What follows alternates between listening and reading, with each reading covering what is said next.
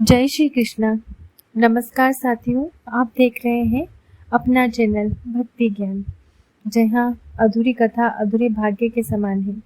इसलिए आज की कथा को पूरा अवश्य सुने, क्योंकि शास्त्रों में कहा गया है जिसे ग्रहण के समय श्रद्धा से सुना जाए उसे सर्वोत्तम फल मिलता है और ग्रहण का कोई भी दुष्प्रभाव उस पर नहीं पड़ता। आइए अब हम कथा का प्रारंभ करते हैं। कथा अश्वत्थामा और 5 पांडवों के पुत्र की। सोते हुए 5 पांडवों को मारने की इच्छा अश्वत्थामा के हृदय में क्यों आई, इसके पीछे एक रहस्यमयी कथा है। दुर्योधन ने युद्ध हारने के बाद अश्वत्थामा से कहा, 5 पांडवों का अधर्म से मार दो। अश्वत्थामा सोच में पड़ गया। तभी वह एक वृक्ष के नीचे लेटा था। उस वृक्ष पर कोयल का घोंसला था, उसमें कौवे और कोयल के बच्चे सो रहे थे। तभी अचानक एक उल्लू आया और उन सोते हुए बच्चों को मारकर चला गया। यह देखकर अश्वत्थामा ने सोचा, जागते हुए पांडवों को तो कृष्ण के रहते मारना असंभव है, पर सोते हुए इन्हें अवश्य मारा जा सकता है। उल्लू और कौवे की कथा। पंचतंत्र में कथा आती है, पक्षियों का राजा गरुड़ भगवान का वाहन था, पर एक समय पक्षियों ने कहा, गरुड़ जी तो भगवान विष्णु के साथ व्यस्त रहते हैं, हमें नया राजा चाहिए। तब प्रस्ताव आया, लक्ष्मी का वाहन उल्लू ही हमारा राजा बने। राज्याभिषेक की तैयारी हुई, तभी कौवों ने आपत्ति जताई, राजा अंधा नहीं होना चाहिए, उल्लू को दिन में दिखाई नहीं देता, जब इसे भूख लगेगी तो यह देख नहीं पाएगा, तो हम कौवों को ही मार डालेगा। सभी पक्षियों ने कौवे की बात मानकर उल्लू को राजा नहीं बनाया। तभी से उल्लू और कौवे का शत्रु बन गया। अश्वत्थामा ने उसी से शिक्षा ली, सोते हुए पर प्रहार करना आसान है। द्रौपदी के पुत्रों की हत्या। अश्वत्थामा ने रात में पांडवों के शिविर पहुंचा, परंतु जाके राखे साहिया मार सके ना कोई। भगवान श्री कृष्ण ने 5 पांडवों को किसी बहाने बाहर भेज दिया था।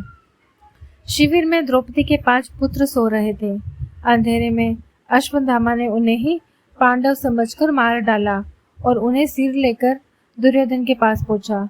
दुर्योधन ने दीपक जलाकर देखा तो चौंक पड़ा, ये पांडव नहीं, द्रौपदी के 5 पुत्र हैं। अश्वत्थामा, तूने तो हमारा वंश ही समाप्त कर दिया। द्रौपदी का धैर्य और अर्जुन की प्रतिज्ञा।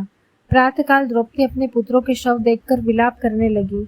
अर्जुन ने शपथ ली, हे द्रौपदी, तू शोक मत कर, जिसने तेरे पुत्रों की हत्या की है मैं उसे जीवित नहीं छोड़ूंगा। अर्जुन अश्वत्थामा को पकड़ लाया, उसके केस पकड़कर घसीटते हुए लाया गया।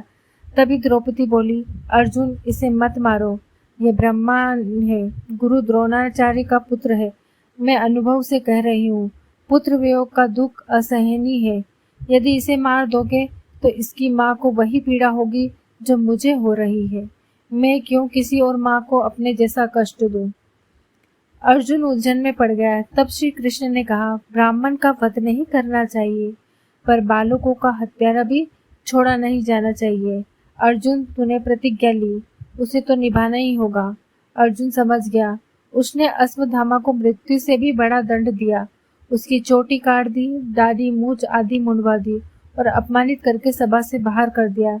यह अपमान ही उसके लिए सबसे बड़ा दंड बन गया।